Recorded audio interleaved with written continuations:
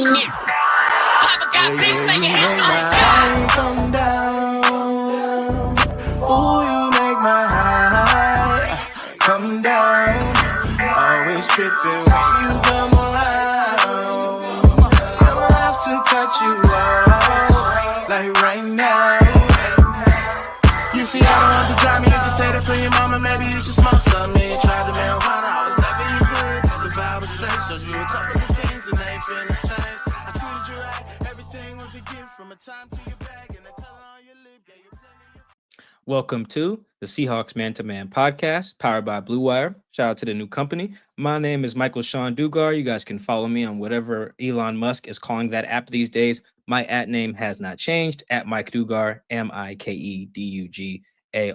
Appreciate everyone who is either watching or listening via our YouTube channel. Seahawks Man to Man is the name of the channel. Seahawks Man, the number 2 man. Make sure you like and subscribe to the channel, even if you don't even watch us on YouTube. It just means a lot, whether you watch or not. That hitting the button right there. Same thing with Instagram. Seahawks Man to Man is the name of the handle, and on TikTok, Seahawks Man to Man is the name of the handle. Even if you don't give a damn about those platforms, just liking, following, sharing content on those platforms means a lot to us, helps the podcast grow. So thank you.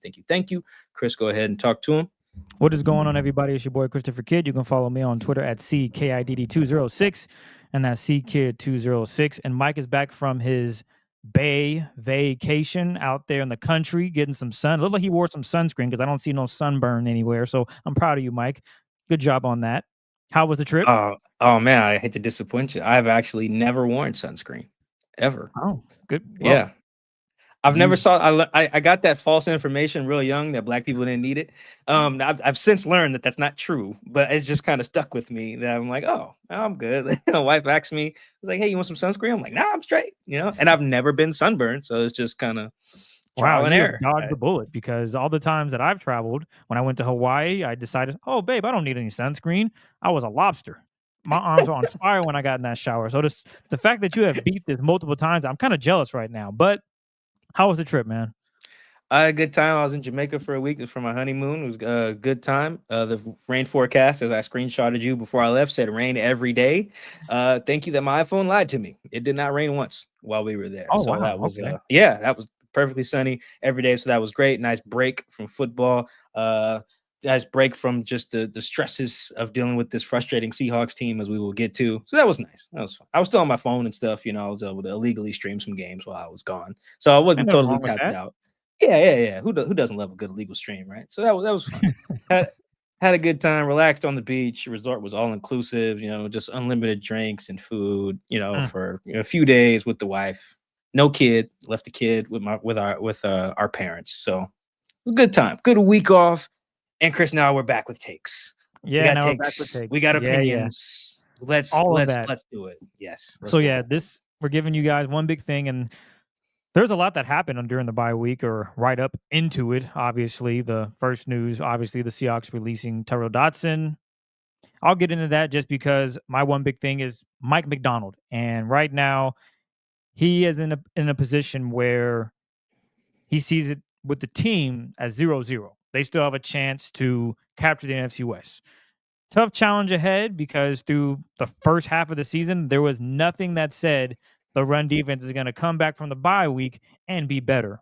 One reason, you can't just go out and get a free agent linebacker that's going to commit and help you stop the run. And if there are free agents out there, there's probably something wrong with them. They cost too much. The list can go on and on as to why it wouldn't work in Seattle. So you know what Mike Macdonald does? He says, Tyrel Dodson, we're going to cut ties with you. Now, I wasn't in the room, but there could be a possibility where they said, Tyrel, we want to bench you for Tyrese Knight, the rookie. And Tyrel says, excuse me? You want to bench me for a rookie? You know what you can do? You can just waive me. It's cool. I'm sure a team will pick me up. If you guys haven't heard, guess who signed him? The Miami Dolphins. They said, you know what, Tyrel, we'll give you a shot out here in Miami. Come on down, play with Jordan Brooks. We'll see if we can make it work. He signs the deal. So it worked out. If that's the case. I don't know for sure if T-Dot said, hey, just cut me because the Seahawks wanted to bench him. But I can imagine that might have been a conversation they had. Like, hey, this is the route we're moving. T-Dot's like, yeah, no, that's not going to happen. So, and we've seen that before, for what it's worth, too. That we've seen them do that. Yes. With veterans. I think I'm maybe missing one, but I do know they did that with Trey Flowers. Once they benched him for Sidney Jones, they cut Trey because they were just Trey was it was like, yeah, we'll just let you. We're not going to handcuff you to our bench. If you want to go play somewhere else, we're not going to play you. So go ahead. And he ended up being on that Super Bowl run with the Bengals. So we've seen that before where they cut a guy thinking, yeah, we could have you be a backup, but like, go ahead, spread your wings, brother. You good. I agree with you. I think that's what happened here. Yeah. So now the concern. Now, you gotta know I'm not a Seahawks fan, but when business is booming, when they winning games, guess what we doing? We booming too. So that's correct. The concern now is, okay, Terrell Dodson, I've watched the tape, watched all 9 games, watched him play. He's not bad. He's just okay, which is what the Seahawks are. Okay. Clearly, Mike Macdonald doesn't want okay linebackers. He needs Ernest Jones Jr. type linebackers that are good. He didn't fit with the Rams, I believe, because he wasn't as effective in the pass game. The Seahawks aren't struggling in? Not so much in the pass. It's not like teams are throwing for 500 yards a game. It's more of the ground game. So Mike Macdonald said, you know what? I'm going to weigh my options here. Do I just let the guy go and hope that the Seahawks depth at linebacker, which is also shaky. It's not as if there's someone on the bench that's like, you know what? I think he'll fit right in. Tyrese Knight, he is solid, but even to start the season, Mike Macdonald was very tough on the young rook. Oh, yeah, he makes a lot of tackles, but I need more. And now he's in a situation where he has to get more from Tyrese Knight because guess what? They waive Terrell Dodson. There's no safety net. And then after that, you have Zach Thomas, Drake Thomas, who has seen some snaps, but he hasn't been in the limelight that much. So now it's a question of, well, damn, you're going up against the Niners who are going to do what? Run the football. You kind of put your team in a really difficult situation. Are you going to play more base defense? You're going to have more linebackers on the field and try to use those linebackers in certain situations on third downs? I don't see that as a possibility. So my only logical thought process is they're moving to more nickel. And that means taking off maybe a linebacker. Don't know who it's going to be. Probably is going to be Tyrese Knight. And you're going to keep Ernest Jones Jr. on the field. And you're going to bring a third safety down perhaps as well and go to big nickel in this theory and play the run. And that means guys are going to have to be even better tackling. And you know who that screams? Devin Witherspoon. He struggled through the first 9 weeks in tackling in certain situations. Now there's even more pressure to tackle just because the Seahawks are so thin at linebacker. And Mike Macdonald's basically going all in, putting the chips all in, saying, I believe in this defensive front that I have. They're going to open up lanes for our linebackers and now nickelbacks to get through safeties to make plays. And in my eyes, I'm thinking, bruh, I don't see that being successful. And they just have a really tough challenge ahead of them against the 49ers, who I think Kyle Shanahan's smiling, saying, well, Terrell Dawson's okay, but you're going to give me a rookie and or a depth piece to try to fit some of the runs I'm throwing at you. Pulling Trent Williams, Juszczyk, who is phenomenal at blocking. Even the wide receivers, they get down and dirty. Juan Jennings, they bring Christian McCaffrey back. No telling how comfortable he's going to feel with this new Seahawks defense, quote unquote. So I'm looking at it from the standpoint of before the Seahawks went on a bye. I'm paraphrasing here. Mike Macdonald basically alluded to everything's on the table. Hell, even for the offensive line, you guys asked him yesterday about Connor Williams. Hey, is he going to move to guard? Maybe. They might try it out at this point. They are all hands on deck. If they want to move a guy and plug him here and there, they're willing to try it out now. Because again, as I mentioned earlier, Mike Macdonald is looking at it as we're 0-0. We have a chance still to capture this division. In all likelihood, I don't see that happening unless they flip a switch and these moves, aka cutting Terrell Dodson, works in their favor, which, gosh, I just don't see the vision on how that's going to work. But man, they will definitely get a test on Sunday in the run game. And can the Seahawks slow down the run game now that they've let go Terrell Dodson, who, again, I mentioned, he's just okay. So my one big thing is, Mike Macdonald, you're getting what you're asked for. Let's see if you can execute and the players that you have can get the job done on Sunday. And he basically benched Trey Brown as well. It was another post-bye week move. Yeah. Got rid of not got rid of Trey Brown, but basically said, Josh Jobe, you're up. You got the job. Yeah, signed him to the 53-man. That's indicating that, it's kind of a competition, but Jobe has the lead right now, and we're going with Jobe on Sunday, unless something changes over practice these next few days. Yeah, which is really interesting. Good for Jobe, by the way. Practice squad sucks.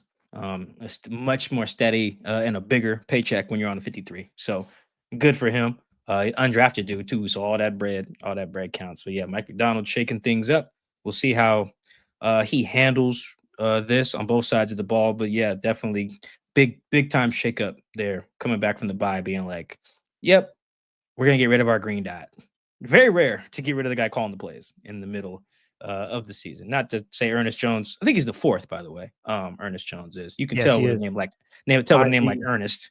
Yeah, Ernest Jones the fourth. It's not like he hasn't done the Mike role, but yeah, that's very interesting to basically punt on your two inside linebackers and then bench one of your corners in the middle of the season, which gets to my one big thing, and it's something we talked about in the past, the last few months. My one big thing coming out of the break, heading into this final second half of the season where they got 8 games and damn near got to be perfect. My one big thing is John Schneider.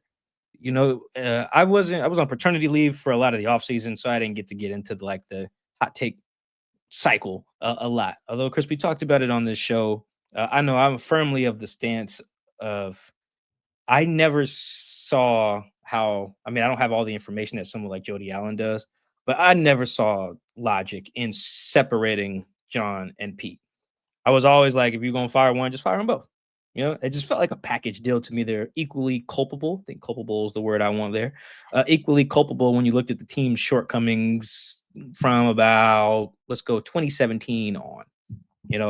I never felt like, yeah, the coach is getting it done, but the GM keeps giving him crap. And I never felt like, oh, this GM's giving him ballers, but the coach isn't maximizing it. I just felt like if whether you want to take it year by year or you want to just lump all the years together, it was just hard to come to that conclusion, which is basically what front office or ownership, how you want to phrase it, did. They're basically like, the only thing we need to change is the coaching staff.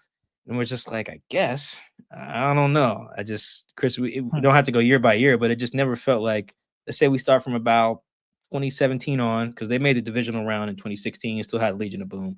So like post Legion of Boom on, we never ended the year and we're like, I don't know, man. I felt like they had the right guys to go win a championship. If only Pete and his staff had done more.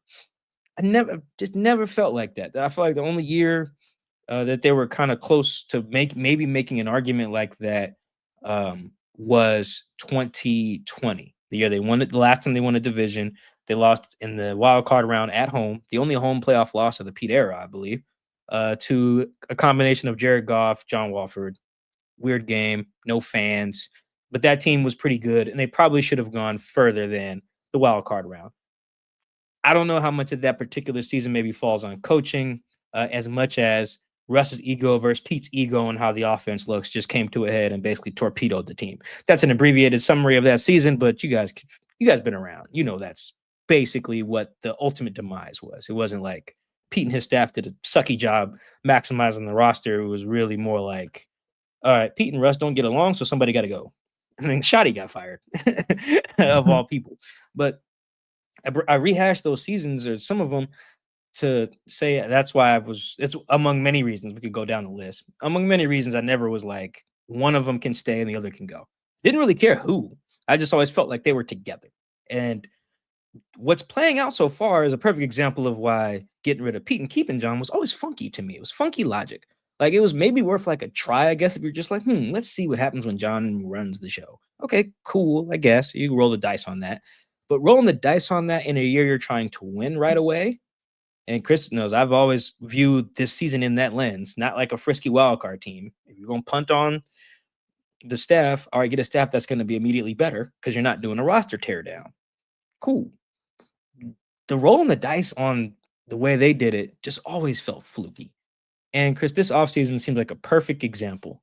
Like, very similar to how you can very rarely conclude after a Seahawks season, oh, yeah, they would have won a championship if they had a better coaching staff. Or they would have been a contender for a championship if they had a better coaching staff. You could honestly make the same argument for like their off seasons. How often do you get to like the 4th of July in a Seahawks season and be like, yep, this roster is for sure certainly better than last year's, and it's because of the moves that the front office made. I don't know, man. It was always a reach. You can go year by year. We don't got to line item it out, but it's just rare. It's very rare. And this offseason, it usually feels like what happens is John has like either has a good draft or somewhere like a decent draft, But really, it feels like a bunch of bargain shopping in free agency, a bunch of predictably bad deals. You know, you look at some of John's best deals, and I'm saying John, I really mean the whole staff. That's all the people under him, because those are his people. You know, so uh, it feels like, all right, this sucky 1 year lineman deal and this random nose tackle deal. Although I like the Al Woods thing, like it just feels like there's a lot of the same pattern of like putting band-aids on bullet wounds and hoping that you hit. And we've talked about, Chris, like John's philosophy on some things. I don't think that John inherently has a flawed philosophy, like overall. I actually think his philosophy makes sense in a lot of ways when it comes to particularly free agent acquisitions, which is a big part of his job. But like, for instance, if you're saying I'm not going to overpay for slightly above average talent in free agency, that is not stupid. That is not an inherently dumb philosophy. The Packers generally feel the same way. The Ravens generally feel the same way. The Cowboys generally feel the same way. I'm missing a team that kind of operates along the same lines. Pittsburgh, maybe. Like, generally, they aren't just like, ooh, shiny toys in free agency. Let's go throw bags around. Like, there are other teams, functional ones. You notice I didn't name nobody who's like completely awful, depending on how you feel about the Cowboys. You know, there are functional organizations that feel the same way. The problem is, if you feel that way, and John's kind of getting some heat over his O-line and his interior for what he said this offseason, the problem with that is you just got to do it better in the draft. And Chris, we talked about that. What did he say on the radio this year? I'll get the quote. He was like, yeah, thank you. And the summary of it, obviously, is that he feels like interior O-linemen are overrated. They're overpaid, overpaid and overdrafted. You know, guys get overdrafted at the guard position, and in my opinion, they get overpaid. March 14th. Bingo. Thank you. So specifically, yeah, thank you. He was specifically talking about guards, although I'm sure he would lump centers in there too. And he's not wrong about that. That is generally true. Cool. Go find good guards at a cost-effective rate, i.e. the draft. Like, that philosophy is fine. That thinking is not wrong. It's not dumb. You have to execute, though. I feel like we talked about this last show too, and I feel like the what's happening now has been like just a bunch of missteps in both process and execution. You know, like, for instance, Chris, can you name me the 3 interior offensive linemen they signed in free agency this offseason? I'll give you like a few seconds to think about it. If not, it's fine. I haven't pulled up. Interior offensive lineman the Seahawks signed this offseason. So George Fant was one of them. No. That's tackle. Oh, so you're talking center. So it's Connor Williams. Sorry. But in this free agent period, like March in the spring. Oh. So without Connor. Before you even get to Connor. Oh, man. They signed 3. I do not know. All right. That's fine. Most people probably wouldn't be able to tell. Tremaine Ankrum. You probably remember that name. He was the guy they signed in free agency. I remember that. Right. Oh yeah, continue. That's right. Didn't even make it to camp. I don't think. If he didn't last long. Yeah, I'm starting to remember. Continue though. Laken Tomlinson is another one, and then Nick Harris is supposed to be they shipped out their center. Right. Like, we can stop right there. That's bad process. That is. You basically are just like, let me just patchwork a little couple 1-year minimum deals for positions that matter. Now, Ingram was probably going to be a backup, but like Harris was supposed to compete for a starting job. Laken obviously has done that. But I mean, I don't think anyone's at the midway mark thinking like, oh yeah, we good. We got Laken. You know what I mean? And even then, that was still like a 1-year joint. Like, that's how you even get into the position where you could need a starting center in August. Like, I was pretty lukewarm on the idea of Connor, not because of talent. I hadn't watched him much, we don't really do PFF analysis on this show. So their grades don't matter to me. But like, my thing was, he shouldn't just be like a starting center in August. Should not be a thing. Like, it wasn't even a competition. He didn't let Olu, Nick, and them battle it out. It was just like, Nick, you can go. Olu, you can battle for like a day and a half.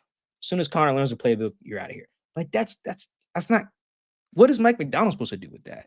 You know what I mean? I just feel like that's an example. We could go through. There's so many obvious missteps, but you just look at some of their free agency too, Chris. It was just things that didn't even sound good in real time. Like, the interior line plan didn't sound good in real time. And if the only way you can make that sound good is if you're like guys, trust me, I can get you some starting O-linemen in this draft class. I got you. He drafted 3 O-linemen in this class. None of them starters. You got to nail that if you're going to tell me those guys are overdrafted and overpaid. Like, if you don't want to pay $100 million or $50 million for D-Lou, cool, go get me a starter. Simple. You don't, it's your fault.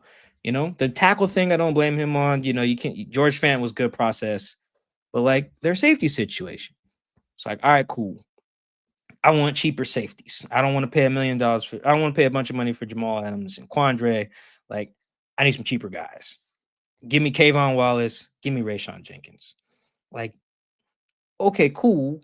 You want to clean the books up, but are you getting better? Because at the end of the day, your books are only matter so much when teams are running for $150 on you. You know, like, no, for real, because no one cares about your clean books at that time. You know what I'm saying? Like, you need to eventually get better. The same thing was at inside linebacker. Because we talked about this as soon as they were signing those guys. When we were recapping free agency, we were just like, man, I don't think Tyrell Dodson and Jerome Baker is better than Bobby Wagner and Jordan Brooks. And for whatever reason, John just has zero interest in negotiating with Bobby. Basically had to like when he cut him the first time, he was just like, no pay cut, no negotiation, hit the road, Jack. Cool. The second time, basically had to get talked back into re-signing Bobby. And then this last time, now that Pete's gone, it was like, yeah, see you, buddy. You know, like that's cool. That's fine if you think like that. Now find me a better linebacker. Well, you didn't. Neither one of them made it to Thanksgiving. That's bad. For That's 2. bad. It was bad. And it was just a bad idea in real time. It's just something we never really bought. You know, it was just I think there was a lot of drinking of the Kool-Aid as if John was doing everything right for a decade plus and Pete was just blowing it with these all-star rosters. It was never the case. And now, Chris, we're seeing that. We're seeing an okay roster be okay. That's exactly what we are seeing. And that's, again, not a surprise. This is not, Chris, who was it? I think it was ESPN did a survey. Remember they do the thing where they talk to like 80 executives and stuff like that and players and coaches, and they list the top 10 players at every spot. I think Jeremy Fowler releases it, like a few of them a day at each position. Off the top of my head, I'm pretty sure that the Seahawks only had one top 10 player, and it was Spoon. And I think Charles and Ken were honorable mention at their respective spots. Now, that's not the end-all, be-all, obviously. The Seahawks had a few players in the top 100. I think they had 3. But there are some other measures to basically show this was never viewed as a very good roster. It was viewed as an okay roster, which it is. Chris, whose job is it to make sure the roster is better than okay? Guys, initials with GM in there, general manager. And it was an okay roster coming in. They're getting okay results. But here's the real thing is why my one big thing is John Schneider. I think a huge part of roster, just running a team and roster construction, is self-awareness. And we've kind of talked about that with some of our guests too. I mean, we talked about that with Dan Duggan. We talked about the Giants. Giants had no self-awareness when they accidentally won a million games in 2022. They thought they were good because of their record. They were stupid. They lost. And now they're just in hell, right? Seahawks I feel like have had similar lack of self-awareness. You really got to know who you are as a franchise and look and see like, can we get to the mountaintop? You know, like I was talking to some of my homies this week, and Chris, I know you probably have too, that like asks, what did the Seahawks think they were going to be? And no, for real, because that's a legitimate question for every team. Like, what do you think you're going to be this year? The Seahawks would tell you, oh, we're going to contend for the division and we're going to compete for a championship. We're going to be a championship caliber club. For everyone whose area code on their phone ain't 206-425 or 253, that sounded ludicrous based on the roster they put on the field week 1. It was just kind of ludicrous to think that they were going to be able to beat the Niners. Now, beat the Niners and win the division, obviously. But even if they mess around and do that, Chris, like you said, that's the plan right now. How confident would you feel going to who's got another roster that's atop the standings in the NFC? Let me look at this. Oh, we seen what happened when they played Detroit. We seen how that went. We see what Philly roster looked like. Now they did go beat Atlanta. That's a division winner. But even if they had to go to Washington, like you can just see so many teams with the roster made more sense for what they were trying to do. It feels like the Seahawks looked I'm saying the Seahawks. I really feel like this comes down to management, ownership, front office, looked at the roster and saw what they wanted to see. Like even in the offseason, they just saw what they wanted to see. Oh, yeah, no, our line will be straight. We'll be all right. Based on what? You needed a starting center in August. That's not all right. I can't think of a situation where that's good. The linebacker thing was always patchwork. That was always wishful thinking. Safety thing could have been all right, but that was wishful thinking as well. I think they were fine at corner. The moves were predictable in that they all just led to shuffling the pieces and getting a similar result. Remember, Chris, we talked about that after they overhauled the D line. Remember in 2022, Pete was like, we need to get a more dynamic or whatever the buzzword was that offseason. He was like, we got to get more dynamic up front because the Niners kicked their ass in the wild card round. Carlos Dunlap. No, this is after that. This is 2022. They get their ass kicked in the wild card round, and he gets asked, what the Niners got you don't got? Well, he's like, they got difference makers up front, and we need that. They went and swapped out some guys. I think they brought back Jay Reed. They got rid of Al Woods and brought in, forget who it was last year, like Mario Edwards or something. Like it just swapped. It was just name swaps and got rid of Puna and Quentin Jefferson and then brought in it was just more bodies. It was just more bodies and names, but the result didn't change. It was just like, all right, well, now let's change the coaches. And I was like, well, if this feels like a team, me, I hate the tanking thing. Tanking is like a bad word. Taboo. I don't like it. But I do think self-awareness matters, and some teams do got to take that step back to take that step forward. I feel like teams like John is doing a less credit card scammy version of what the Saints are doing. The Saints just won't admit that they need to blow that up. They just won't. They're just like, how many void years are legally possible? Give me all of them. And the John is doing a similar version of that. And it's predictable that they're just mediocre, and I feel like that was unfair to the staff, to your point on Mike Macdonald, because now he's got to do all this damage control. He needed new linebackers in the middle of the year. Yeah, that's unfortunate. And now he's going to get the fire because guess what? He had to make those tough decisions, but they probably get their ass beat. And it's like, well, damn, Terrell just wasn't getting it done for me. I didn't want to put him out there. I wanted to bench him, but he didn't want to be benched, obviously. So we had to cut him. So that's a lose-lose for me. But this opens up opportunity for 2025, but nobody wants to hear that. No Seahawks fans like, oh, yeah, I can't wait for 2025. They're going to have Mike Macdonald guys from the linebackers all the way into the trenches. That Ravens defense that we saw last season, they're getting closer and closer to that. Nobody wants to hear that right now. They want to see how are you going to beat the Niners on Sunday, which you and I believe will not happen. They'll be 4-6 as they prepare for the Arizona Cardinals afterwards. But surprise, surprise, they could go out there and surprise everyone, show up. Somehow the linebackers are better. The DBs are tackling, which that's kind of you just have to tackle. There's no magic wand in that. It's either you make it the tackle or you're missing. I don't know how else to describe it. Well, and even if they beat the Niners this Sunday, that could anybody could beat anybody. It's football, but it's like the position that they're in going into this game. They're in last place. That there's a scenario where they fire Pete and everybody because they're like, yeah, man, we just don't trust y'all to win this division no more. You're not getting the most out of the players. We should be competing for the division. There's a scenario where they fire those guys, keep the front office, and then end up in last place. Like I don't know if they'll finish last place, but that's very feasible. Feasible is the wrong word. Possible. Very possible outcome of last place. Like no one would be surprised at this point in the year, like, oh, the Seahawks. I tell you, 2 months from now, Seahawks finished last place in the NFC West. But yeah, probably. Cardinals are decent. Niners are the Niners. Rams got the Seahawks number. Like it wouldn't be that hard. It's not a stretch. And I feel like that a lot of that falls on the guy they kept. Not just again, I'm not saying they should have kept Pete and fired John, but I view them as a package deal. And this is an example of why. It just feels like keeping one of them, doesn't matter who, keeping one of them was almost a guarantee to stay on the hamster wheel. We talked about the hamster wheel our last pot. You got to get off that joint somehow. You need to either to get to your ceiling. I feel like you got to just get rid of the whole thing, or keep them both and hope they just get better. And that's they did the middle thing. They did the middle thing with the hiring and firing, and then they're still in the middle. And Chris, that I feel like there's only so much Mike Macdonald was gonna do with that. Like what was Ryan Grubb supposed to do with the O-line he was given? You know what I'm saying? Like what was Mike Macdonald supposed to do with the back seven?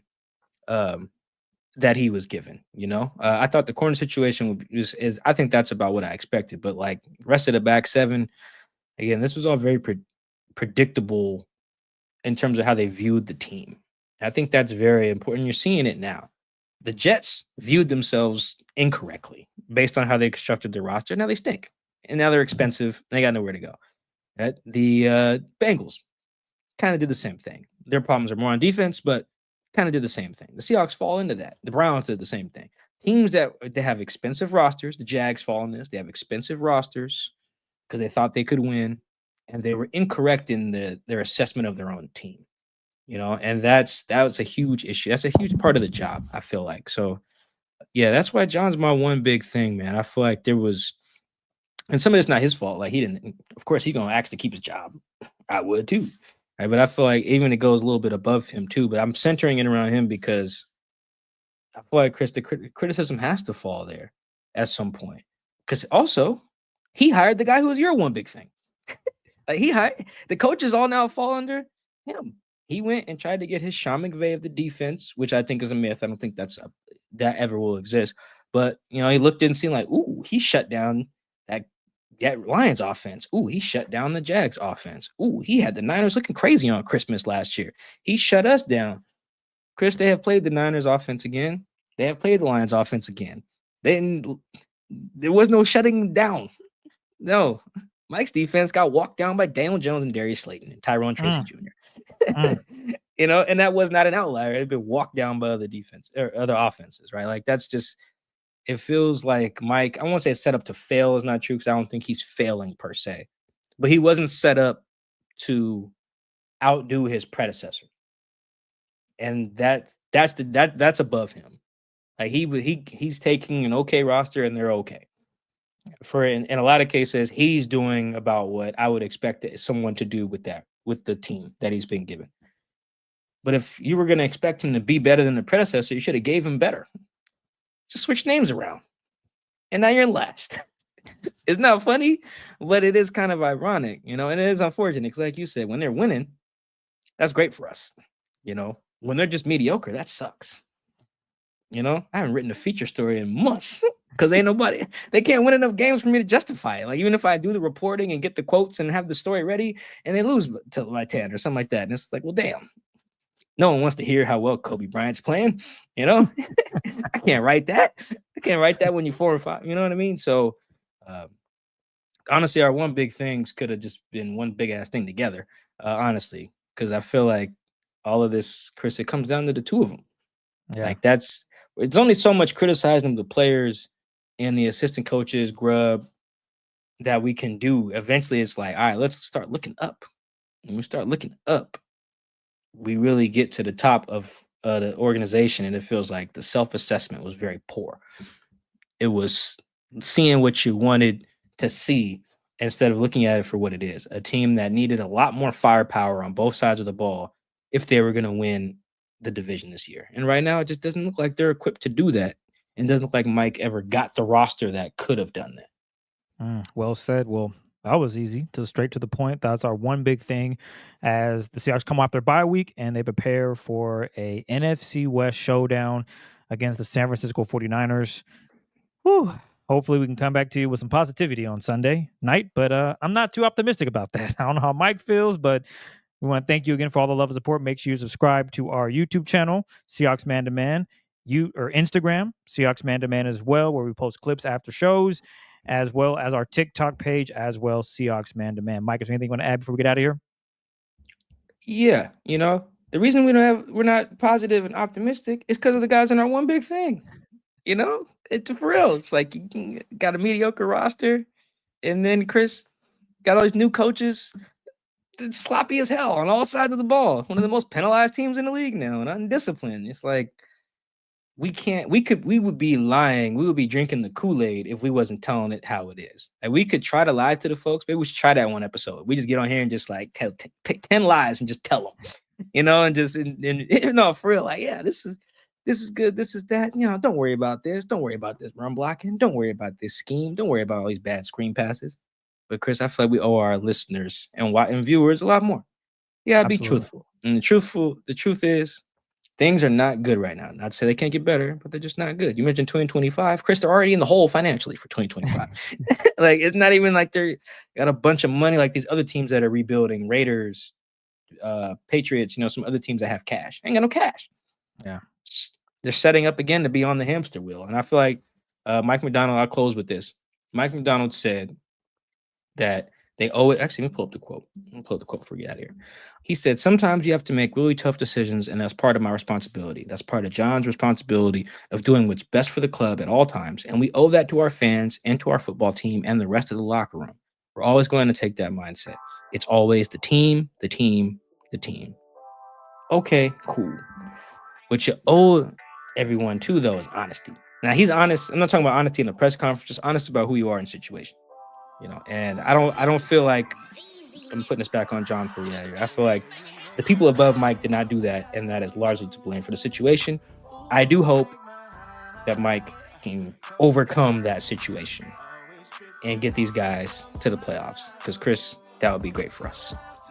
That would be great for us. Yeah. So thank you guys for tuning into the Seahawks Man to Man podcast. We will catch you guys later, next episode. Appreciate the love. Peace.